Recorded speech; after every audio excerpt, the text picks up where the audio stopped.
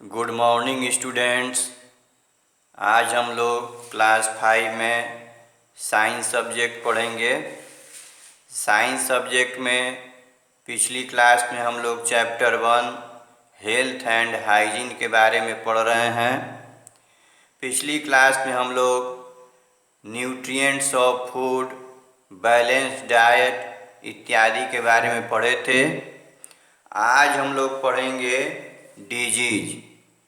Disease का मतलब होता है रोग, ठीक है। आगे देखेंगे a disease is a condition in which our body or a part of it does not function properly.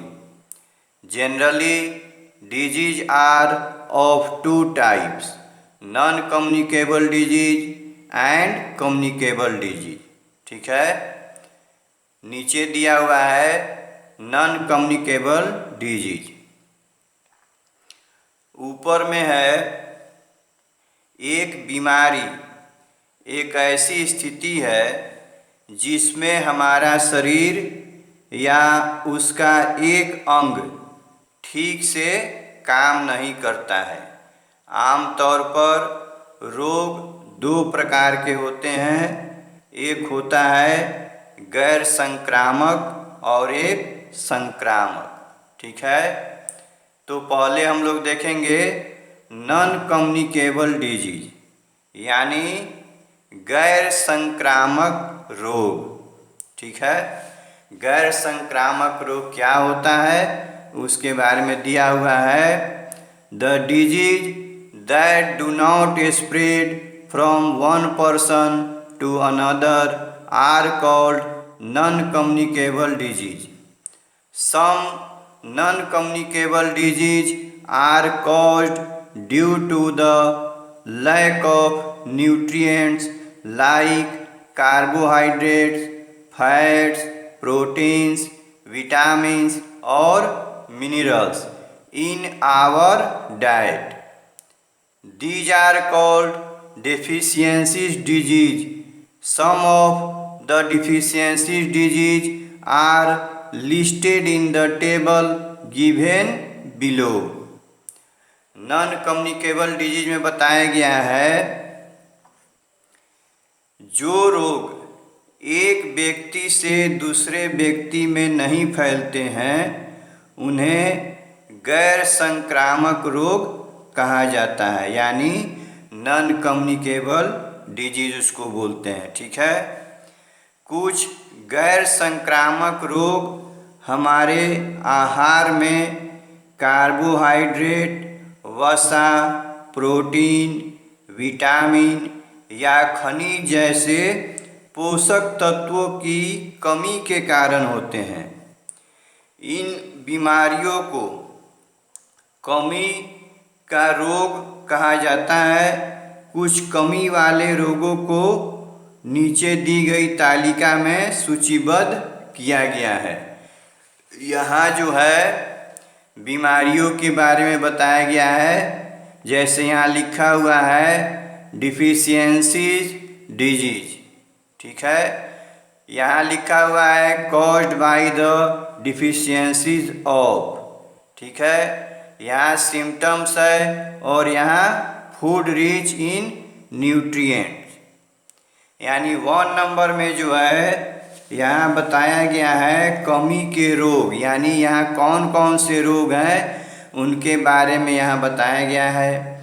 यहाँ बताया गया है कि कमी के कारण होता है, यानी किस चीज़ के कमी से जो है ये रोग होता है उसके बारे में बताया जाता है। और यहाँ लक्षण बताया गया है कि इस रोग के क्या लक्षण हो सकते हैं और इन लक्षणों को दूर करने के लिए हम कौन सा भोजन करेंगे यहाँ दिया हुआ है, ठीक है। तो सबसे पहले 1 नंबर में हम लोग देखेंगे, यहाँ लिखा हुआ है marasmus.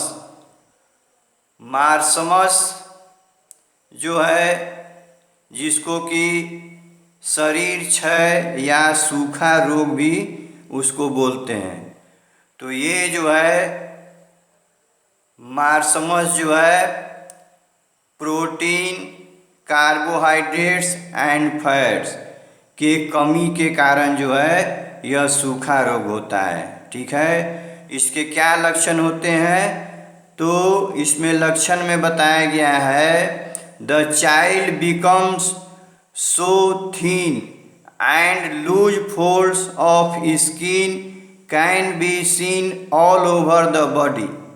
The ribs of the child are also visible. ठीक है, इसमें कहा गया है कि बच्चे को जब सूखा रोग होता है, ठीक है, तो इसमें बच्चा इतना पतला हो जाता है कि पूरे शरीर में त्वचा की ढीली परतें देखी जा सकती हैं। बच्चे की पसलियाँ जो है वह भी दिखाई पड़ती हैं। तो इस बीमारी को दूर करने के लिए हमें कौन सा भोजन करना चाहिए? तो यहाँ दिया हुआ है फूड रिच इन न्यूट्रिएंट्स, यानी पोषक तत्वों से भरपूर भोजन जो है वह कौन सा है? राइस, व्हेट, पोटैटोज, मेज, हनी, पल्स और मिल्क। इन सभी चीज़ों को खाने से जो है शरीर में प्रोटीन, कार्बोहाइड्रेट और वसा की पूर्ति होती है, जिसके कारण सूखा रोग से बच्चे को बचाया जा सकता है। ठीक है, 2 नंबर में दिया हुआ है क्वाशिओरकोर।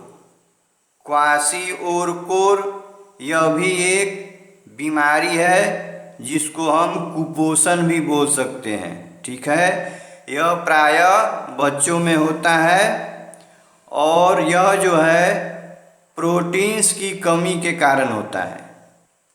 और इसके लक्षण में बताया गया है कि the abdomen of the child gets swollen and bulges out.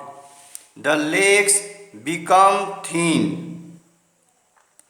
इसमें बताया गया है कि जब कुपोषण का शिकार बच्चा होता है तो बच्चे का पेट सूज जाता है। सूजना यानी फूल जाता है और बाहर निकल जाता है।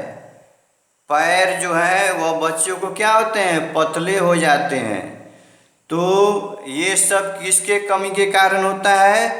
तो प्रोटीन के कमी के कारण होता है।